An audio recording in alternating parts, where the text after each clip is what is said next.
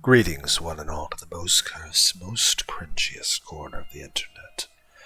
A YouTube channel content creator actively alienating everyone, in both the analog and digital world. Well, welcome and good evening, wonderful dice of all alignments. I am Lunar D8.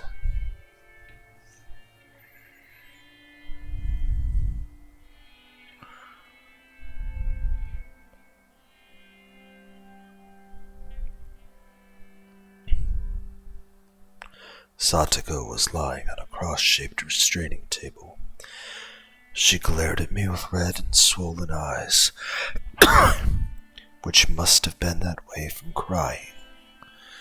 I'd wanted to put her on that special restraining table to pound nails into her hands, but Satoko was too small for that. I walked up to Kimiyoshi and poked his body with my toe. There was no response. Uncle Kimiyoshi, are you dead? Murderer, murderer. Maybe Satoko had witnessed Kimiyoshi's last moments. I took a thick knife from the wall and stabbed Kimiyoshi with it. There was no response. Uncle Kimiyoshi? If you're alive, you better tell me, okay? You can't fool me. I walked over to the pulley that was suspending Kimiyoshi. This is your last chance. Are you alive? Let me know if you are. I paused just for a moment, then turned the pulley. Kimiyoshi's body swayed strangely in the air. It looked much more like a corpse like that. Shion-san, why are you doing this? I get it. The door to the huge cave was still open. I bet Satoko had talked to the one in the cell while I was gone. That's how she knows my name. Although that's actually not my name at all. No, I'm not Shion, I'm the real Mion. The one you thought was Mion is Shion. It's kinda confusing, huh? If you don't get it, that's okay. How dare you kill Rika? I had allowed Satoko to watch me take care of Rika's body. Of course I let her see Rika's neck, too. Rika Furude deserved it. She came over to kill me. I just fought back, that's all. That's not possible. Rika would never do a thing like that. If you don't believe me, that's fine. It's none of your business anyway. What are you going to do with me? I'm going to kill you. Satoko's eyes went wide. She was expecting my answer, I'm sure, but she still looked shocked. I bet she didn't expect me to state it so openly. I heard the noise of something hitting iron bars, echoing in the huge cave. Shion's voice echoed there as well. Sis, no! Don't kill Satoko! I answered her clearly. Did you finally realize what you've done? Did you finally realize you didn't do anything to save Satoshi-kun, although you had the power to? That was why he was killed. You ignored millions of chances to rescue Satoshi-kun. Yes, that is your sin. Yeah. Before even finishing my sentence. Yeah! I stabbed Satoko's right arm. Her blood started to flow out. This was nothing compared to what happened to Rika Furude. I twisted the knife into Satoko's arm. She bit down hard, crying, Stop! Don't kill Satoko. Let her go. I don't care what you do to me, but please, let Satoko go. Why couldn't you say that for Satoshi-kun? It's too late now. I was the one screaming like you back then, but no matter how loudly I screamed, it never reached them, spared him, or saved him. I want you to go through the same thing I did. Ooh, yeah, gah. I stabbed Satoko's arm repeatedly, but the knife kept hitting her bone. I didn't feel like I was cutting any of her flesh. Stop, Mion. Stop, sis. Stop, stop, stop. Okay, Shion. How about this? I'll tell you how you can save Satoko. Apologize to me 1,000 times. I'll let her go when you're done. How about that? I don't tell lies. If you really apologize 1,000 times, I'll keep my promise. Well, how about that? I'm sorry, I'm sorry, I'm sorry, I'm sorry. I'm sorry, I'm sorry, I'm sorry, I'm sorry. I'm sorry. Shion started to apologize, like a broken record. She's so stupid and honest. She's not even thinking of cheating. I bet Shion really will count to 1,000. I stabbed Satoko in the wrist. There, I felt something hard. I guess I either crushed her bone or scraped it. It must have been extremely painful for her. Satoko screamed. Shion's voice got louder as if trying to overpower that scream. Wah! Wah! Wah! Ah, all you ever do is cry to get you what you want. You think your Nini is going to appear out of nowhere, knock me aside and rescue you, huh? Yeah, right. The knife was still in Satoko's wrist. I slid it toward her elbow.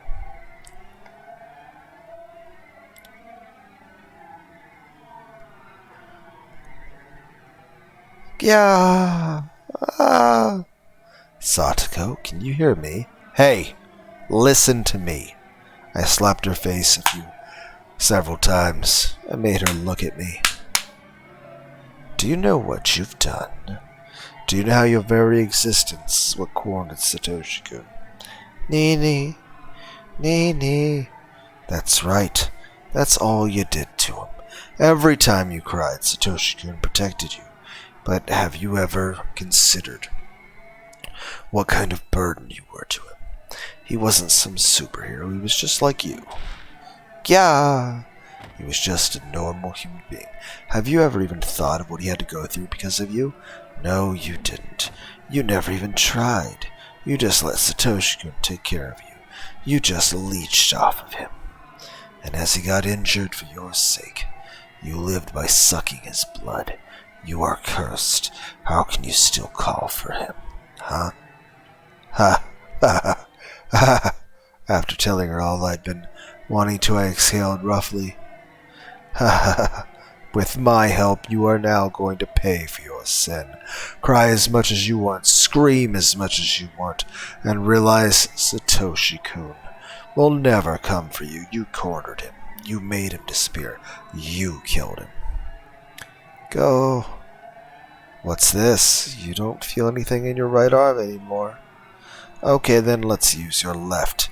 Yeah, I stabbed her left arm repeatedly, and her blood flowed out. But Satoko's reactions weren't fun anymore. She didn't cry or scream like she did before. That put me in a bad mood. So I stabbed the back of her left hand and twisted the knife in again.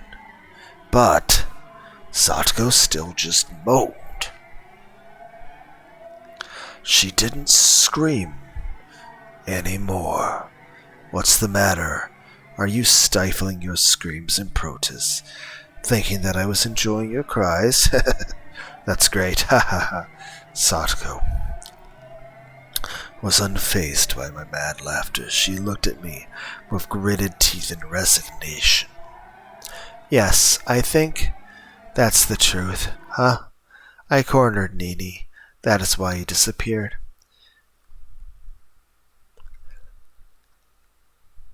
I've known that ever since the day he vanished.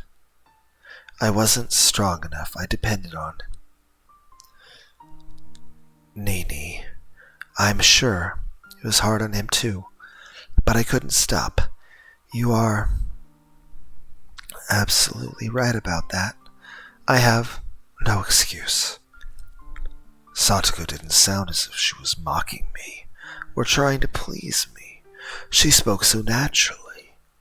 That's interesting. I never realized you were aware of what you've done. Nini is coming back. He will come back someday, and when he does, I'm going to show him how independent I have become. I don't need him anymore. I won't hide behind him anymore. I'm going to show him that I really can live on my own. When he comes back, huh? I stabbed Satoko's arm in a mad frenzy. But she still didn't even scream. She bit down tightly and swallowed her pain instead.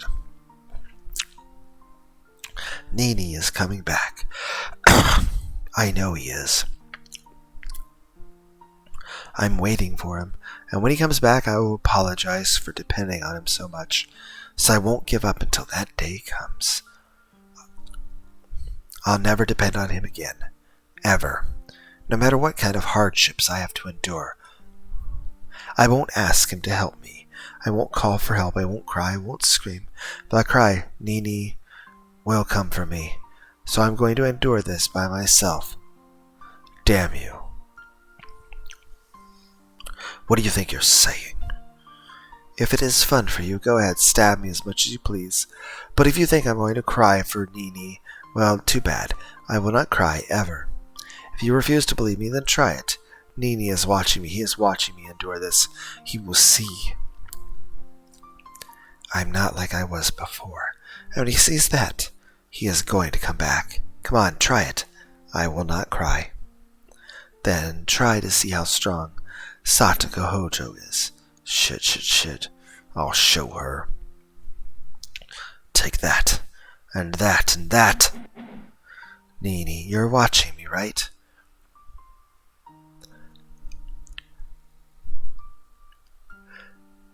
I've become so strong. This won't bring me down. This is nothing. This won't make me cry. I won't cry for your help. I can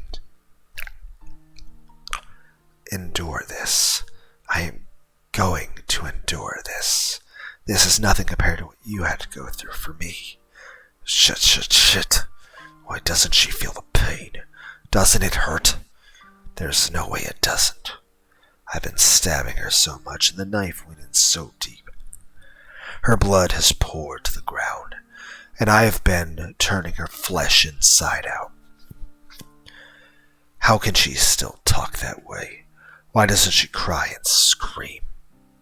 After Satoko said what she wanted to say, she shut her mouth. She didn't say a word after that. No matter how much I stabbed her, twisted the knife toward her, ripped out her flesh, she didn't even make a sound. What in the world is this? This isn't the Satoko I know. Satoko was never as strong as this. If Satoko was this strong, she wouldn't have been a burden to Satoshi-kun. Why wasn't she as strong before? It's too late. Everything is too late. This idiot's maturity came far too late. Her blade made my hand slippery, and I dropped the knife.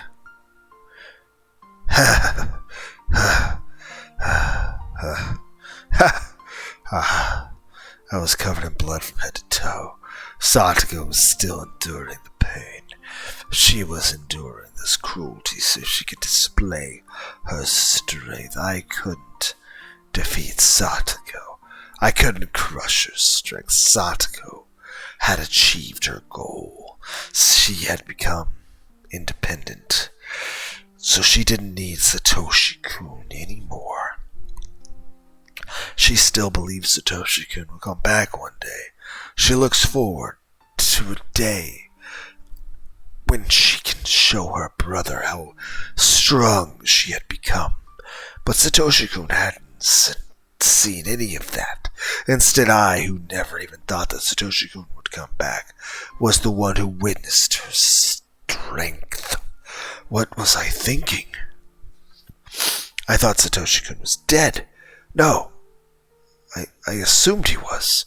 Why did I never even thought of waiting for him. I didn't believe he would come back. I didn't wait. I tried to avenge him, but I guess what I really did was forget about him. Satoko is different. She never even thought he was dead.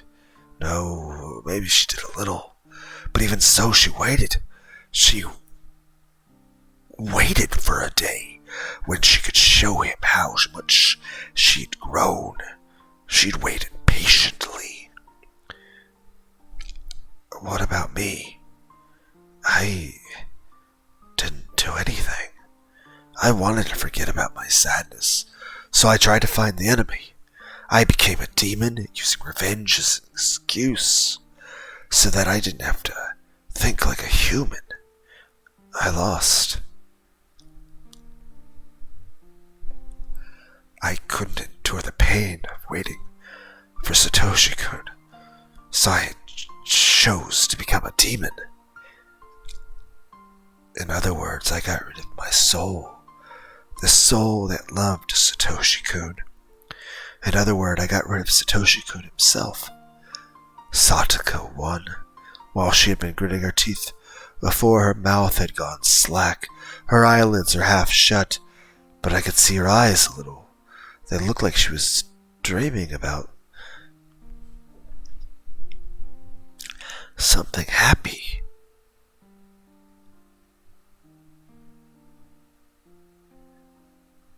Satoshi-kun was there in her eyes.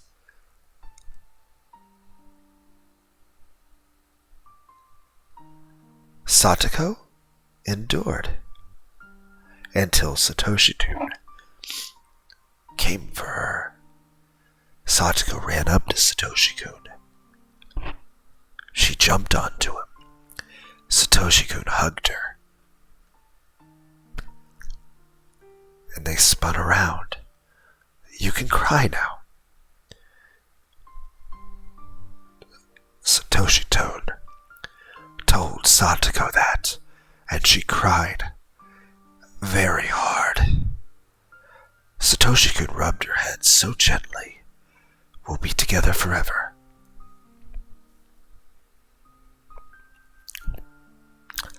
He said, and continued to rub her head so gently. So gently. Satoshi-kun, I was waiting for you too. What meaningless words. He was already dead inside of me. I never believed in our reunion. How pitiful of me to say that, just because I saw Satoko and Satoshi-kun together again, as Satoshi-kun hugged Satoko. His eyes met mine. Shion. Satoshi-kun said, I asked you a favor. What favor? I tried to remember. What kind of favor did Satoshi-kun ask me? Satoshi-kun looked at me so sadly, because I couldn't remember. That sad look tore my heart to shreds. The blood flowing out from me wasn't as pretty as Satoko's blood. My blood was a slimy liquid like vomit with filthy chunks of food in it. That was what filled my body. Whether it's real curse or somebody's conspiracy, I won't disappear. And I won't fall victim to it. You won't disappear. No, not until I buy that teddy bear. I'll get the money pretty soon. I won't go anywhere until then. Huh? A memory of the past? But when? This is a memory of the day before the last year's Watanagashi.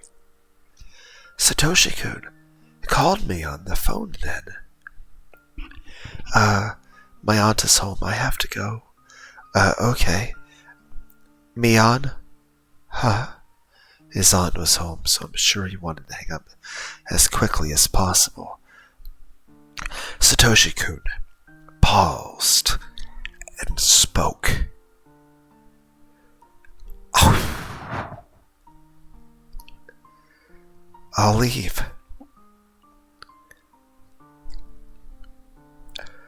Satoko to you. My knees and elbows started to shake. My teeth chattered and my fingers were shivering.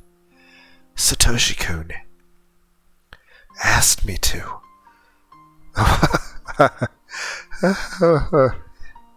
What have I done? I couldn't wait for Satoshi-kun to come back, so I filled myself with evil thoughts and acted as I pleased. I didn't believe he'd ever return. I even forgot about Satoshi-kun's last request. How can I say I love him? I just wanted to forget about my feelings of loss, so I made myself all bloody. How can I welcome him back now? I didn't believe Satoshi-kun would come back. I didn't believe Satoshi-kun was alive. I didn't think he was alive, so I thought he was dead. I believed in his death. I killed him in myself. Nobody else did. I did that. But Satoko believed until the very end, and she was rewarded in her final moments. Satoko wasn't here anymore. She had no more need for her bloody, painful shell. But I'm still here, trapped in my bloody, tainted flesh. I'm going to rot inside of it. Satoshi-kun was waiting for both Satoko and me, but to be reunited with Satoshi-kun, we had to keep our promises. Satoko's promise was to be strong. Satoko kept that promise until the bitter end, and Satoshi-kun embraced her. My promise was to take care of Satoko for Satoshi-kun. I never kept that promise from the beginning. Therefore, Satoshi-kun will never embrace me. Even if I were to rub Satoko's wounds and ask her if they hurt, that wouldn't mean anything. That was when I felt something behind me. It wasn't Satoshi-kun or the thing that scared me before.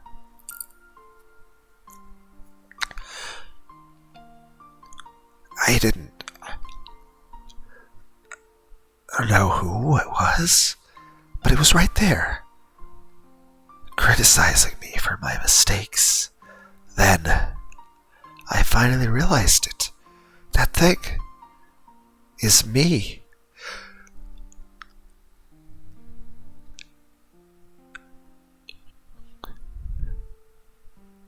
I had always been there, standing behind myself and watching me break that promise.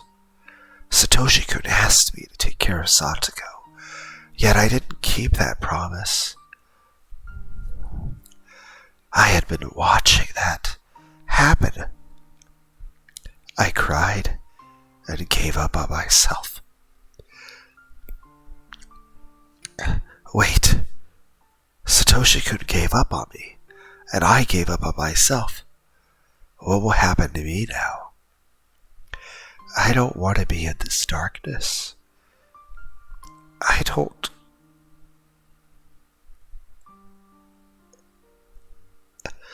want to be all bloody.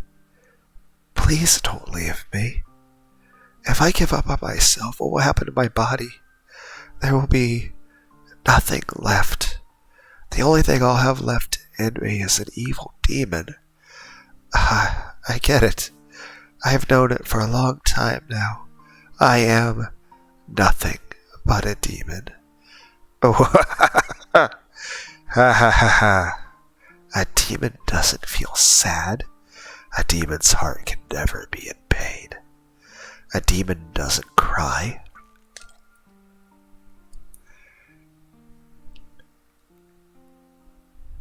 Shion was still apologizing.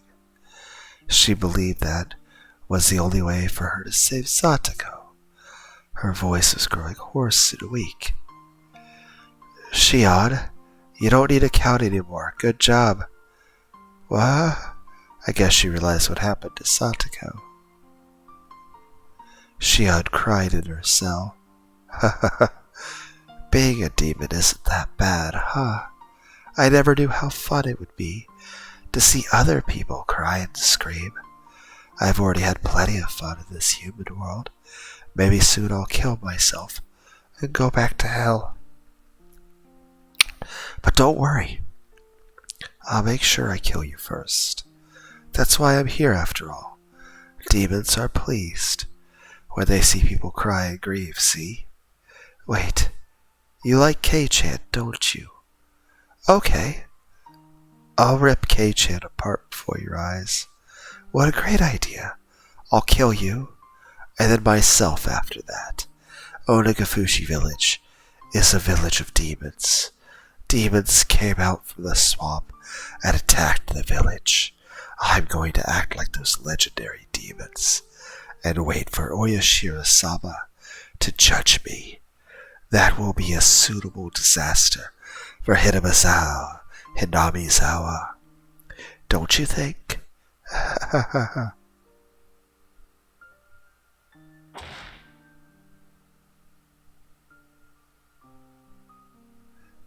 K-chan? It's me. It's Shion. You took a long time to pick up. I thought you weren't home. I was about to hang up. Sorry. I was just in the bath. Wouldn't your family pick up for you? Could your parents be out right now, K-chan? Well, no, they're not really. Anyway. Have you heard about Rika-chan and Satoko? No. What happened after that? Were they found? Nah, they haven't found them yet. K-chan, please don't lose hope. Rika-chan and Satoko, they were kidnapped, weren't they? Yes. I don't think there's much doubt. Rika-chan and Satoko were, I'm sorry. About the bear, what do you think happened after he was kidnapped? Do you think he's still alive? Keiichi sounded confused. He wanted to believe Satoko and Rika were still alive, which is why he was asking. Keiichi was just like Satoko. Unless the culprit was after money, the abductee would usually get killed right away. I'd never assumed they'd still be alive. But Keiichi was trying to hold on to a little hope. I could feel his strength. It was much greater than mine. I'm a demon, so I didn't come up with an excuse. I think he was killed. Hey, wait. That was abrupt. I think it must be really hard to kidnap someone and keep them like they are. As long as they're not hostages, it would be most practical to kill them once you were done with them. Kill them so readily? I mean, what's a human life or two anyway? It's a horrible thing, but that's probably what happened. If the bear was killed, then did that mean the same thing happened to Rika-chan and Satoko? No, that couldn't. They weren't some random old man. It was Rika-chan. It was Satoko. They couldn't kill them so easily. Keiichi was still refusing to believe what I said. He fought so hard because he didn't want to kill his friends within him. I wasn't like that. I killed Satoshi-kun within me so easily. I blamed Shion for not protecting Satoshi-kun, but I killed him so easily. It's probably better to think that Rika-chan and Satoko-chan ended up the same way. Keiichi roared. Ah! And cried. It was like their deaths were physically agonizing to him. Why? Why kidnap someone and then kill them? Screw curses, are people's lives really that cheap? Erasing them and killing them without a second thought like this? You're right. You're absolutely right. It would take a demon. Ha ha ha. I laughed at myself. I was sure Keiichi didn't notice. Hey, Shion, please tell me, why did Hinamizawa start needing someone to die the night of Tadagashi? That's what I'd like to know. The fighting over the dam project is already over and done with. Haven't enough people been cursed already? Why is it? Why? If there was a reason, then say it now. I understand how you feel, Keiichi, I really do. The dam conflict ended a long time ago. Yet murders and disappearances keep happening every year under the guise of Oyashiro-sama's curse. Why? Why is it happening? Some of them had nothing to do with it. Some of them didn't deserve to be cursed. So why? Why? That's what I'm asking you. I want to know that much as anyone. Of course, the curse of Oyashiro-sama never existed. It was just a bizarre environment that allowed people to kill in the name of Oyashiro-sama. The environment and nothing more. Nothing would have happened unless there were demons who danced within it. Listen, Oyashiro-sama's curse never existed. It's too unrealistic, just like you said. Someone in the village is using the guise of Oyashiro-sama's curse as a justification for continuing these murders and disappearances every Tadagashi. They were cunning. They have been using the curse as a convenient tool and made a system where they would get rid of 2 enemies in the village every year, and this year that system killed Takano-san and Tomotaki-san. Then why wasn't that enough? Why did the mayor and Rika-chan and Satoko have to get killed too? I don't give a shit about the past. The only thing I care about is why Rika-chan and Satoko needed to be killed. Why is that? I didn't say a word to Satoko, you know. Why even her? Why? Satoshi-kun was speaking through Keiichi's mouth. How could I respond? I didn't know what to say. I could only feel myself being stabbed by the sharpness of those words. Kei-chan, please stop being mean. I don't have any idea what's going on either. Everything changed when we went to this ritual storehouse that night. When I heard that Takano-san Tomotaki had been killed that night, I doubted my ears. Then I realized it instantly. I realized what sort of position I was in now. The 4 of us snuck in there. Kei-chan, you and I won't be so conveniently forgiven. When I thought about that, it made my chest so tight. It was so terrifying. You know that feeling, Kei-chan, don't you? That's why I confessed everything to Uncle Kimiyoshi.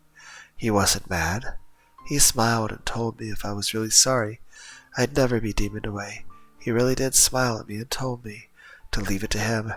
Ooh. I remembered Uncle Kimiyoshi speaking ill of Satoshi-kun. I killed him, but everyone in Hinamizawa did that. I wasn't the only one at fault. When did you let the mayor know? Hick? Huh? I'm sorry, Shion. It must seem like I'm kicking you while you're down, but Shion, you told him, right? You told old man Kimiyoshi the mayor. Yes. Hick? When did you let him know? Eh? Kimiichi's tone was becoming sharper. 1 second.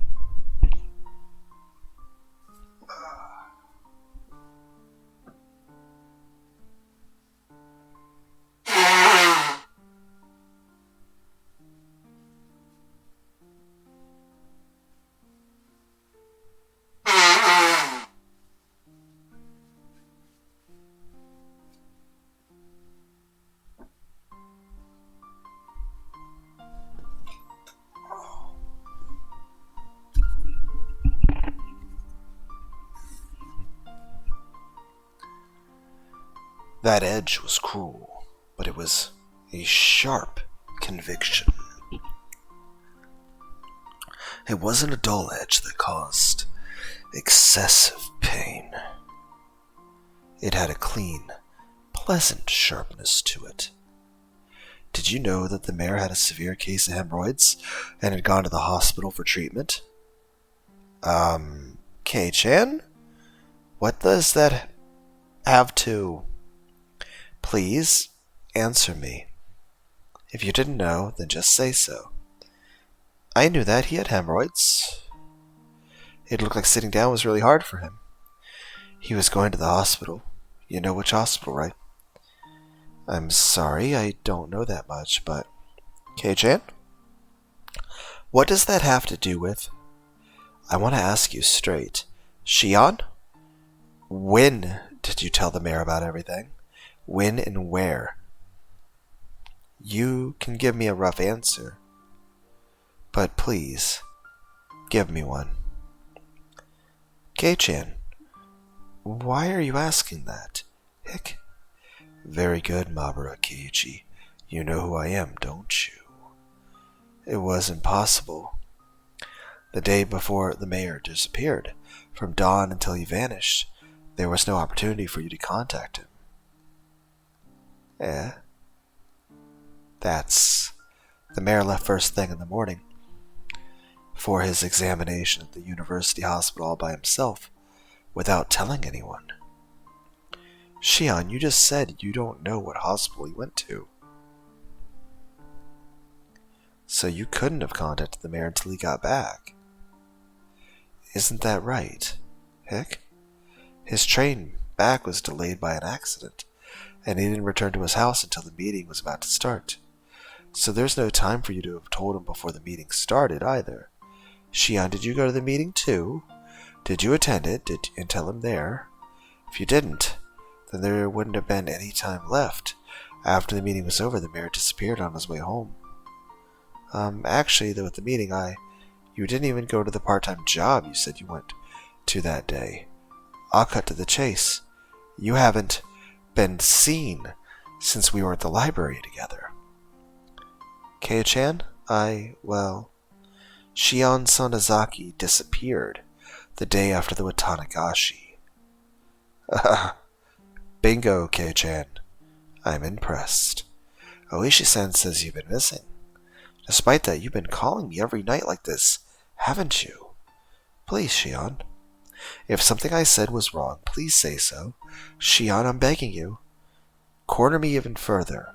Corner me so the demon inside can't come up with excuses so that it can't escape. Hick. Shion, there's no way you could have seen the mayor, but if you did see him, the only time I could possibly see him on the day was then you saw him after the meeting. In other words, it could only have been right before he disappeared, or else afterward.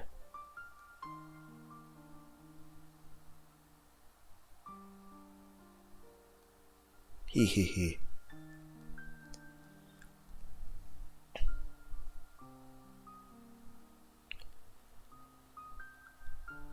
Click. I screeched and screeched with laughter, then slammed down the phone. Very good, Kei-chan. That's right, it's me. I'm the one. Hurry and corner me. Hurry, let me be free. Ah ha ha ha. Was he going to tell the police, or was he going to come here by himself? You know, I can't really do the whole fake laughing or fake crying thing. Heck, there's a video called Windmill, Windmill, Windmill, Windmill, Windmill, Windmill, Windmill. Yes, I literally just typed the word windmill a lot. Where I did it's a picture of Legato Blue Summers from the original Trigun anime. And I sing a song from the Gorillaz. I forget the actual name of the song, but it's Windmill, Windmill for the land. So I started off with trying to imitate the laugh thing that they do in the start of the song, but it's extremely overly loud for the rest of the audio, so probably hurt your ears if you wear earbuds. But also, it's also very noticeably fake. I can't really do fake laughing or crying or any of that stuff. But there are many videos that are not uploaded to YouTube, videos that are deleted and gone forever. The one in particular I'm thinking of is probably about 3.5 to 4 years ago, I think. when I recorded it. I recorded a video for about 13 and a half hours.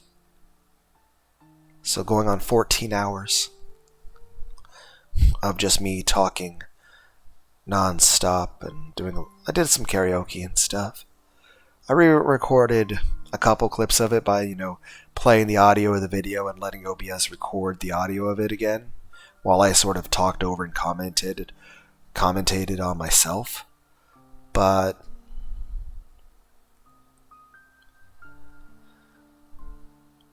YouTube wouldn't let me upload, and it doesn't let me upload anything over 12 hours.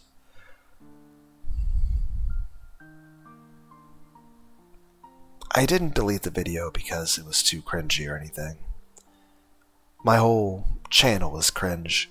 Pretty much every video I make is cringe.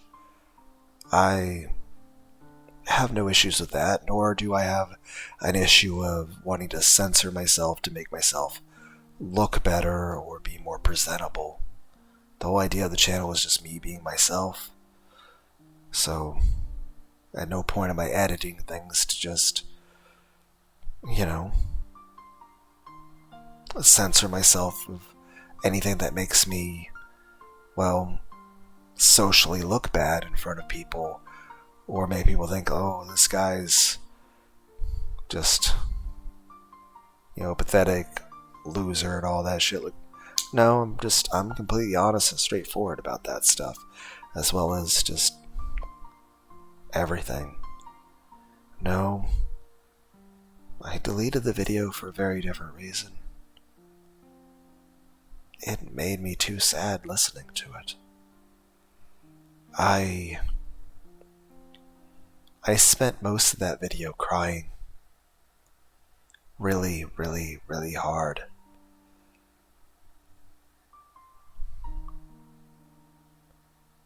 I was even crying while screaming at the top of my lungs for hours and hours and hours while simultaneously laughing, but it wasn't a happy laughter, nor was it anything controllable. I couldn't stop the laughing. I couldn't stop the crying. I couldn't stop the screaming. It was just hours and hours and hours and hours of me just crying and laughing and screaming volumes. I guess eventually the human body does have a limitation of how much stress it can handle. Because eventually my body just felt too weak and I started just vomiting and shaking, and I then basically was just laying down, shaking a lot uncontrollably and vomiting a bunch, feeling lightheaded.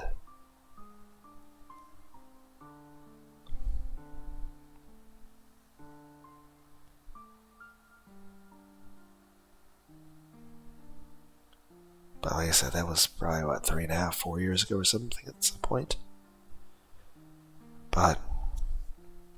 And there maybe have been a couple videos. I think the Paradox video I made, there's a couple spots where I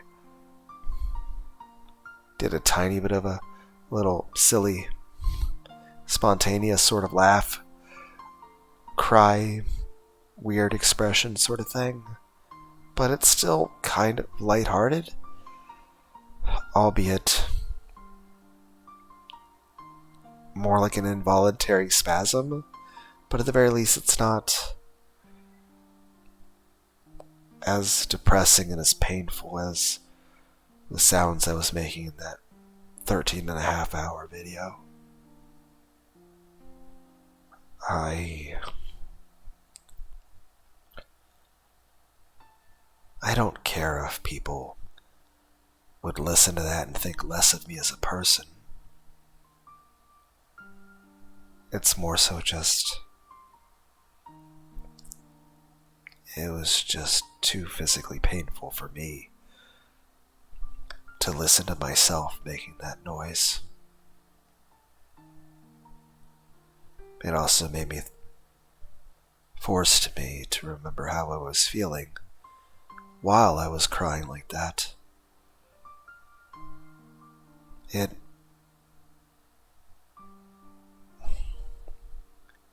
was a very unpleasant emotion.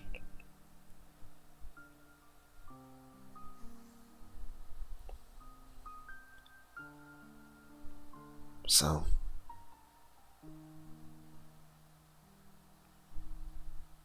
it just...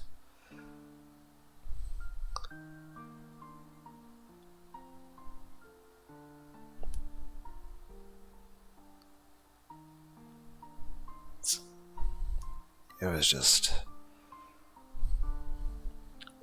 It was just too painful to listen to that again. I'd rather never, ever hear her make that noise ever again for the rest of time. Because I don't like that noise, and I didn't like the way I felt while making that noise, and I didn't like the way I felt listening to that noise, because like I said, just it made me remember how I was feeling when I made the noise to begin with. And it was...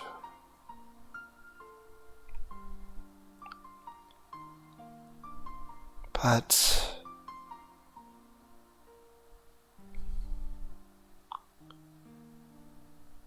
Well, I can say I was feeling pretty depressed at that time. I can say I'm doing a lot better now. I think. I mean, I guess that's true. I mean, I'm at least... I mean, I don't know. I guess I should continue reading the visual novel. Okay. I wondered which it would be. If the police came, I'd struggle as much as I was able. I'd see how good Oishi would be at catching a demon. If Keiichi came here alone, that wouldn't be smart of him. He couldn't complain about being eaten by a demon then. I'm going to kill him. I'm going to kill him gruesomely while Shion watches. Therefore, Kei-shan, you shouldn't hold back. I only ever thought you were just a funny guy. I never thought I could expect so much from you.